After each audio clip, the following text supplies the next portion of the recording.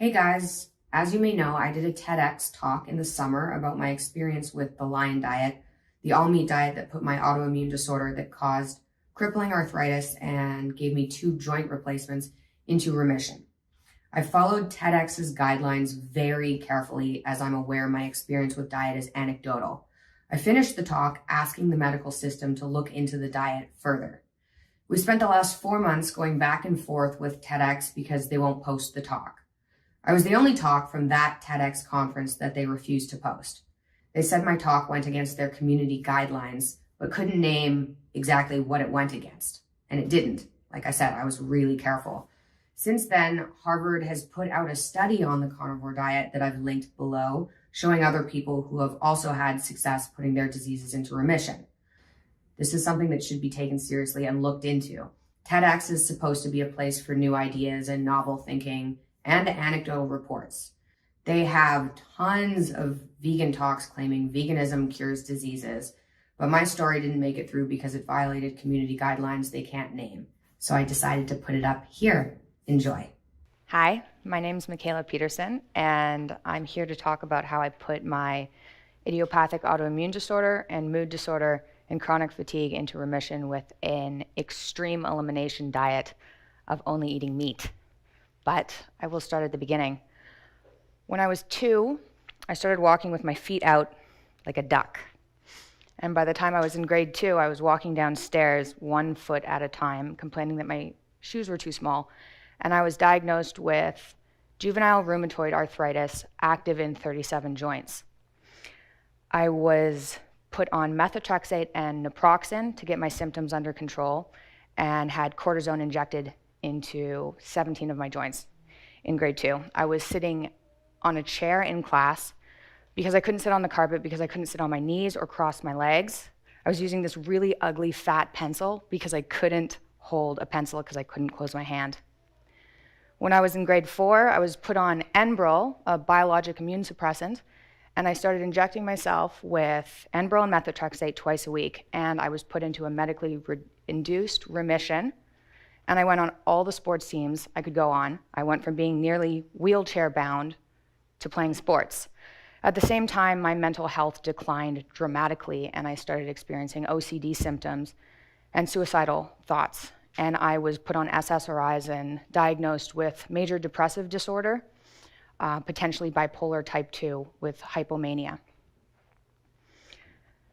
When I was in grade 8, I started experiencing the sensations of mosquitoes biting my whole body, and chronic fatigue. And by chronic fatigue, I mean I couldn't wake up and I was falling asleep in class. By the time I was in grade 11, my arthritis had gotten bad enough that it had destroyed all the cartilage in my right hip. And I stopped being able to sleep because of the pain and was put on OxyContin. And when I was 17, I had my hip replaced. While I was healing from my hip replacement, my body destroyed all the cartilage in my left ankle, and I ended up walking on basically broken bones.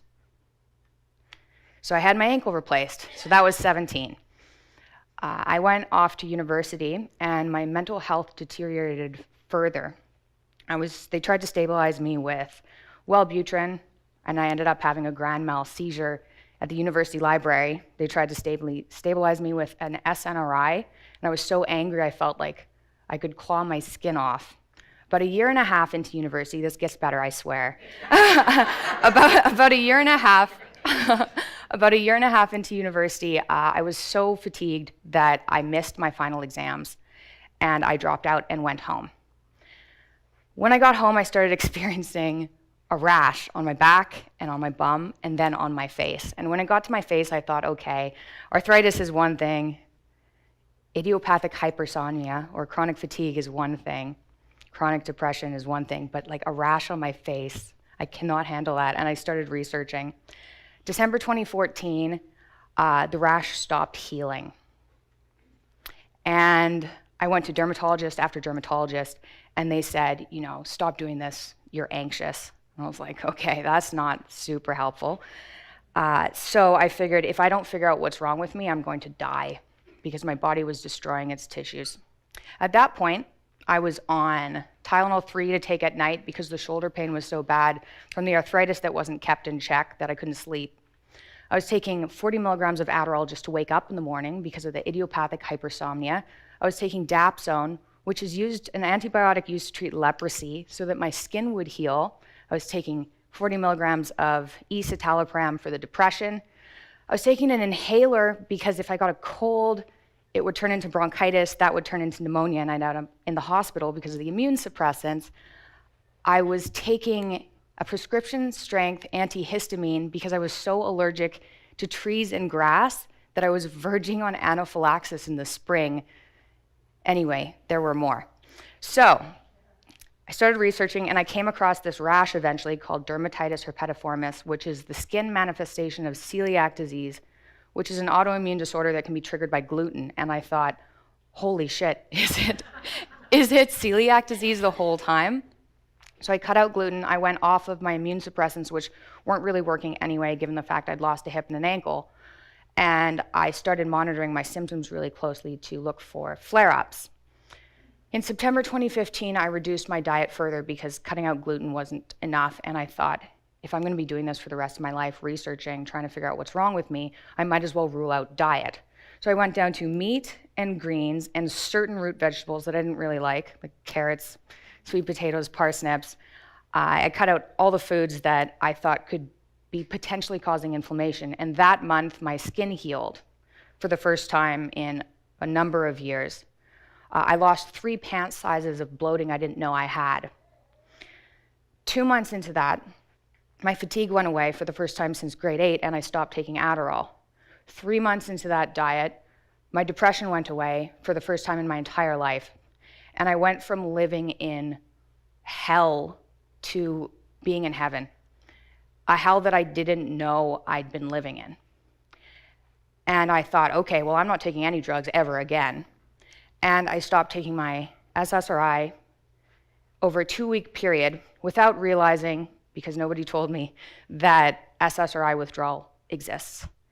And for the next 2 years, I had the most horrific experiences of my entire life, and that is saying something.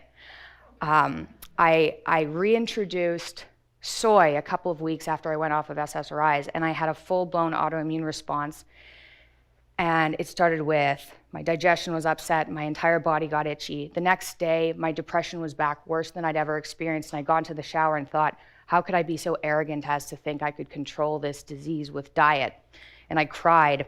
4 days later, I had mouth ulcers, my arthritis was back, my rash was back, and I got my brother to drive me home from my parents because I didn't think I could drive. And I got out of the car and I went to my apartment, I turned around, and my brother's head looked like that. For about 2 seconds, he looked at me and he went off, and then it was my brother again, and I thought, oh my God, I just stopped taking all my medication and now I'm insane. So for the next year, I went in and out of what I now know was SSRI withdrawal mixed with an autoimmune disorder and food sensitivities, and I had 24-day-long reactions each time I tried to reintroduce a food. About a year after that, I figured maybe I'll just stop reintroducing foods and not experience this. And at that time, I got pregnant, which I didn't even know I would be able to do given all the medications I'd been on. I went down to meat and greens to try and get my symptoms under control. And a year after that, I was breastfeeding, getting out of bed, my wrist buckled. I thought, okay, I have to do something because I'm worried I'm going to drop my baby. The arthritis was back, I was itchy everywhere, and I was like, how is this possible? If I'd experienced remission, why isn't that diet working anymore? And I cut everything out except for beef. And 2 weeks after doing that, thinking I'm nuts and hopefully I don't get vitamin deficiencies, the itch went away and my joints started to feel better. 4 weeks after that, so 6 weeks after an all-beef diet, the depression lifted and I stopped crying in the morning. And 5 months after that, the anxiety lifted and I was back in what I felt was heaven compared to how I'd been living. So that's all beef, all lamb, salt, and water.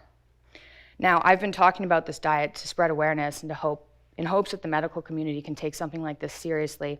My mom went on the diet and her osteoarthritis went away. My dad went on the diet and he lost 70 pounds. His GERDs went away. He had psoriasis. That went away. I've talked to thousands of people with autoimmune disorders who've done similar things and seen similar results. So that is me now. That is my kid. I'm a CEO. I'm a podcaster. I try to share my experience to get people to see what this kind of diet does for me. I call it the lion diet because it's not cool to be this restricted, and it's not cool to have an autoimmune disorder and people who are sick feel isolated and miserable. So I'm trying to make it cool, but what would be really cool would be if the medical community could take this seriously and do some case studies. That's it.